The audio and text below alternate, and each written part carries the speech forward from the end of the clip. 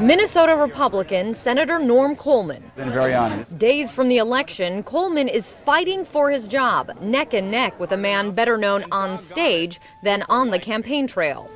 Hello, I'm Stuart Smalley. Saturday Night Live alum and activist turned Democratic challenger Al Franken has overcome a double-digit deficit in the polls.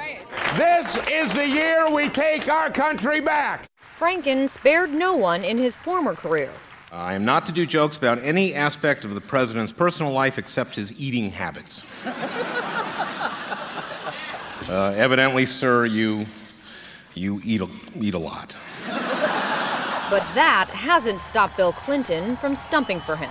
You have to elect Barack Obama and Al Franken to the United States Senate. The race in the national spotlight as Senate Democrats try for a 60-seat filibuster-proof majority.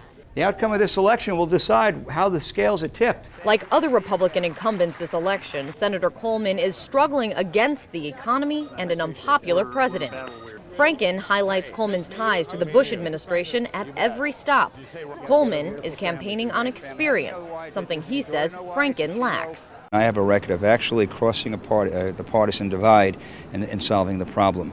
I run against somebody who has nothing in his life experience to tell people, give him any confidence that he could do that. He has a record, and his record is not a good record.